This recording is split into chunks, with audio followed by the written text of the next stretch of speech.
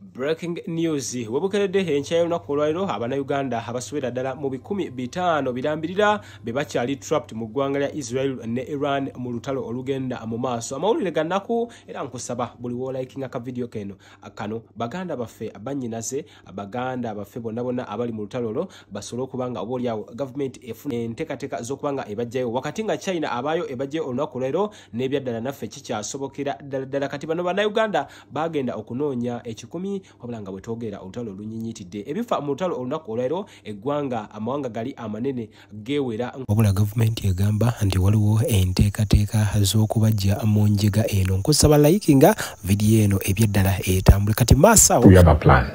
Well, I mean, ultimately these are Ugandans in distress, so I think government will take the responsibility to make sure that they are funded. Otherwise we can't do citizen dumping and just drop them in Turkey without a plan to return them home ultimately. Is Iran taking on Israel? Iran yagamba nti mwatulumba kazidde okunywa. Sajja bayina kye bayita Fordo nuclear site. America ejulumya omutwe baagala kwegatta bagikube.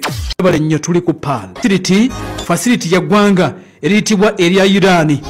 Bagambye nti pulani America agirina pulani agirina naye tebannaba kulabika nti bakakasa nti bagenda kubeeramu naye nga ye pulani yagifunye dda.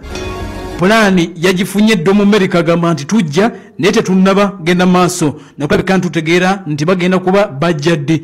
Ekisinga okuba nti kibaleeta Omuyisirayiri yabagambye nti ebyaddala ekintu kino kinnemeredde njagala kukikuba. Bakiyita Fordo nuclear secretive nuclear site. Bomu za America zokka zisobola okulabika nti zikikuba kintu kya Iran. Kiri mu nsozi Fordo kiri ampuliriza mu nsozi kifo mu lusozi ate mu fuuti 282 wansi. Only the US is considered to have a bomb that might be mbagambi to have a bomb that might eyinza sishuwaderu that might be large enough nga nene to destroy Fordo. Bagala kuba Fordo Abamerika bwe bokka bayina bomu esobola okuba Fordo. Abayisirayiri bakkiriza ne bagamba nti Fordo tebajja kumukuba okujja ko nga Amerika abayambyeko. Secretive site Abairani gye bagenda maaso n'okulabika nti ampuliriza bazimba eri mu kilometers 906 maserengeta g'ekibuga Tehran. Uranium enrichment site Fordo mu lusozi mweri eggwanga lya America eggwanga lya China bwe limaze okujjayo abantu bayo omukulembeze waabwe ayitibwa Jinping agambye nti eggwanga la Israel livunaanyizibwa ku lutalo luno wakati nga owa Russia naye yakyogedde gye buvuddeko kakati gwe Munnayuganda nawe ali mu kyombo ky'Abarabu olina kubanga okaaba nga bwe weesabira olw'ensonga nti bano ate bwe banajja mu lutalo emboozi eyinza okukyukira ddala. Bano Bannayuganda bentegeddeko bagamba nti ebyaddala bo baagala kubanga essaawa eno bakomezebwa waka wabula si kyangu nga bwomanyi nti space zago amawanga zonna zijjuddemu bizuka zijjuddemu bantu kwagala kubanga buli omu akalaba akava mu ggwanga lya mune akakuba okafiirawo. Simanyi ddala njagala ombule mu comment section tusoke tusabire bannaffe bosobola kano ka emoji kakola bulungi ebyaddala tubasabire mu mbeera yonna olw'ensonga ate bambi bo bali mu basaalumanya ne naalumanya ebirala nno ebifa ku lutalo luno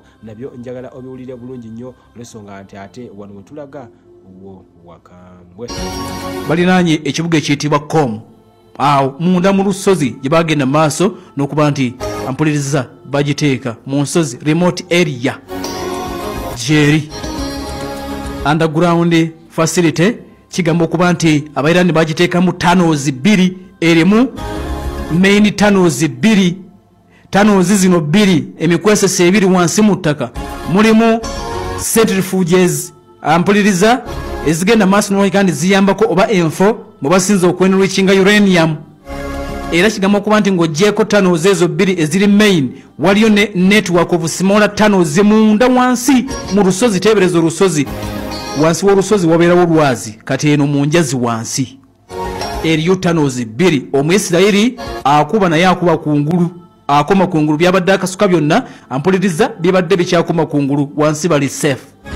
wansi bali safe katiga mu kuba nti abayisirayiri bayina challenge y'amaanyi ddala okulabika nti ekintu kino bakimaliriza tebasobola kuvaayo nga tebakimaliriza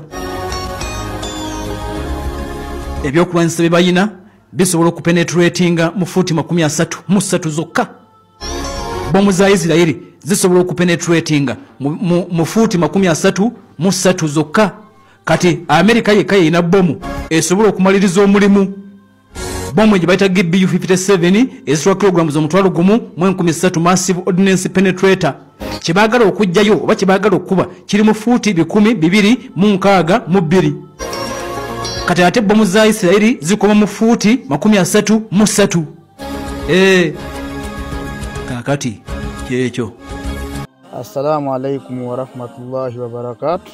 Amanya n'eddoboozi Haji Abudu omusomi w'edduwa. Nkola ku nsonga ez'enjawulo emirimu nga gikutataganyeko ebyenfuna byo nga bidobonkanye ne oba oli bweru wa ggwanga emirimu gya kucankalanako jangu kusomere ku dduwa okuva nedda edduwa zaabaawo edduwa zisomibwa omuntu n'oterezebwa mu mbeera yonna ebadde ekusibyeko akanyaga. Nina ekyoto kye nsobola okukumira wadde oli bweru wa ggwanga nga toli kumpi wano n'ofuna omukisa ogwo nawe n'osomerwako ku dduwa nga nkuteddeko n'akabaani, Allah ajja kukusaasira, ajja kukwanukula.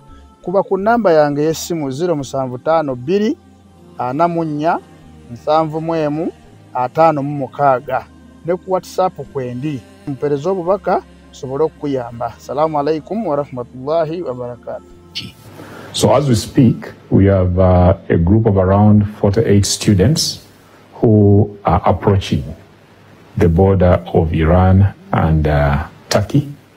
And indeed, the two diplomats that moved out earlier have gone to receive them.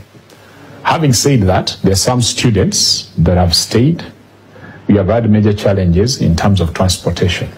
Tulabye ku bannayuganda abasaza okusomozebwa emyanima mu UAE mu Middle East abasinga bangi gavumenti eraze nga tebateeteeseteese n'abali Sudan wano nga tumala bateekawo kazito kati essaawa eno ennaku emyezi gigenderedde okuba ina raising ensonga eno ku floor ya parliament kubanga okusobagana wakati wa Israeli ne Iran kwatandika ddako era nekiteeka ku floor ya parliament ne baga bweteefuteefu ki gavumenti bweyina okununula bannayuganda mukibayi bannayuganda abagenda okusomerayo bangi abalala bagenda kulambula abalala bagenda kukola busuubuzi kyekyo.